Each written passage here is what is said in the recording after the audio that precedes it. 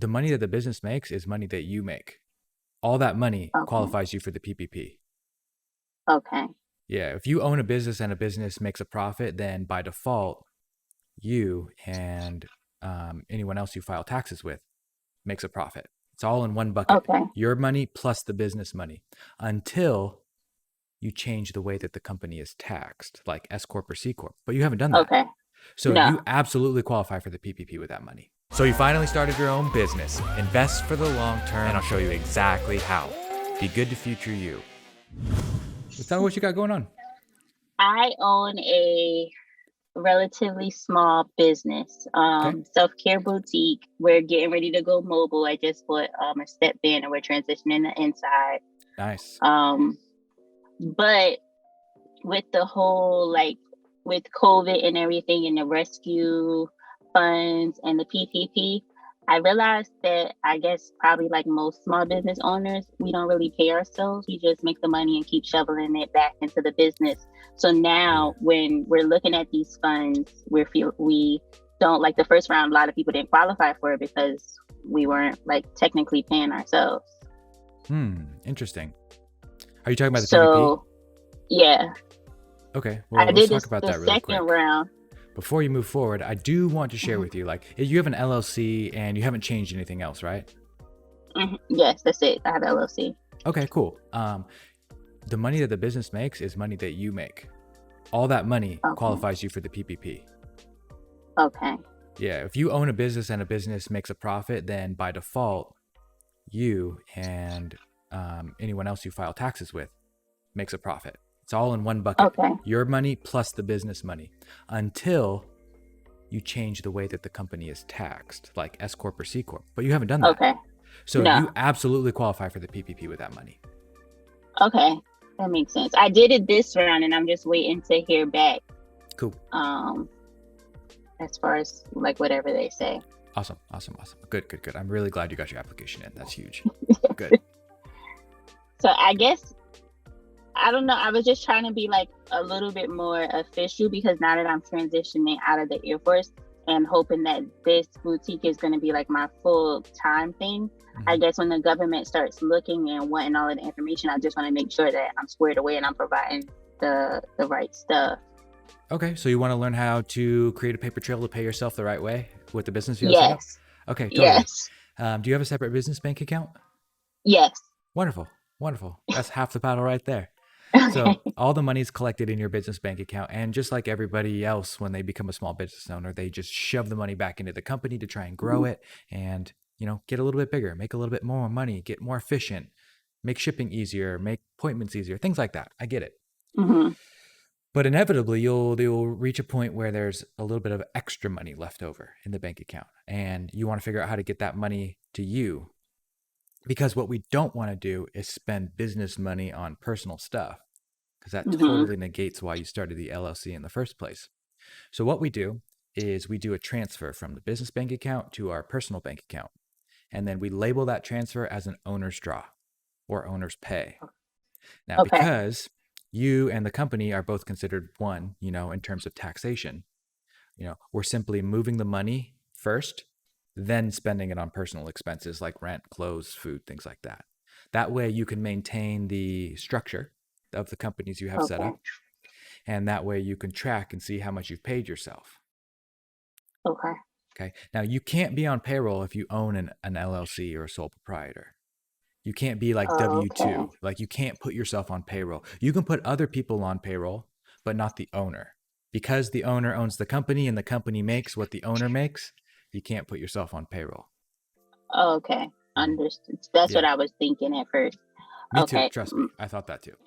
I have a follow-up question with that. Mhm. I had a conversation with a friend about it, and I think I was confusing him, but I think I was right. Okay. And then he was confusing me in return. So I have kids. Okay. They're 11 and 10.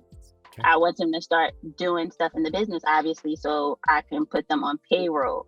Oh yeah. Now, the part that is confusing is if it's your business and your kids, it's not a specific age limit, like as if you were hiring somebody else's kids, they had to be at least 16. But if it's your kids, it's like no age limit. Correct. Is that correct? Okay. Now, the part that I can't wrap my head around, I know that the cap is 12,000 a year, correct? You're doing your homework. I like it. Yes, yes, because I'm trying to understand it. The part that is a little bit confusing is obviously I'm in the beginning stages, so I'm taking a loss with the business. So how do I justify paying the kids if I'm taking a loss in the business in itself? The loss comes, reporting a loss comes at the end of the year when you do your taxes and everything, lines out. If there's money to pay your kids, there's money to pay your kids. If there's money to pay for inventory, there's money to pay for inventory. You can still show a loss and pay contractors and workers to do jobs for you throughout the year. Totally. Okay. So what you would basically do is download my service agreement off my website, which you can totally do for free. Oh, I did get that. Cool. And then fill that out for your kid and your company. Okay. Right. So say, my kid, what's your kid's name? One of them. Taj. Okay, let's say Taj. So you're going to put it in there. This work agreement is between Taj and your LLC name. Okay. And you're going to write in there like Taj is going to do X, Y, and Z. We're going to pay him X, Y, and Z amount per month or per year, and then sign both sides. Put it in your computer, in a Dropbox or Google Drive, and you're done. You're done. Okay. That's all you need to makes sense. prove that there's an agreement in place between you and your kid.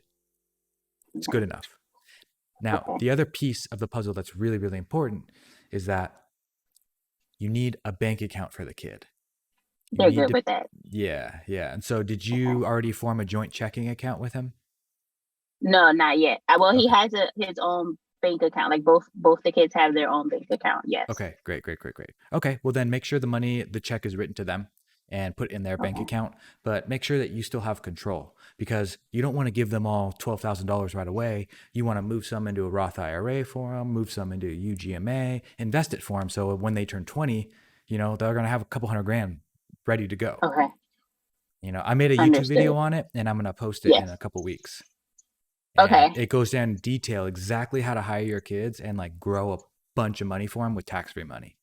Using your company. Right. Exactly what you're doing right now. It's pretty cool. That's exactly. I'm gonna keep my eye open for that one then. Yeah. Okay. Mm-hmm. I think those were my two questions about just the payment stuff. Yeah, you were right on. Now, one more thing I want to share with you. Because you have kids and because it's 2021, there are some new tax changes that came out regarding kids. So you can actually spend $16,000 a year in childcare this year and write off the whole expense. Okay. So that means you could pay your older kid to watch your younger kid and get a tax write-off and then get half of it back in a tax credit at the end of the year. Oh, that's good. Or if you found someone around the street that wanted to babysit, maybe a relative, for example, maybe your mom wants to get paid, then, hire her to watch the kids so you can work, get a tax write-off for it, and then get a tax credit for half of it. It's kind of cool. Oh, yeah. Yes, that is cool. I like that. Yeah. That makes sense. Kinda I'm going to cool, keep right? that in mind. Yeah. Anything else I can answer for you? No, that is it. Those are my two questions. Tell me what your business is called. It's called Lusciously Rooted.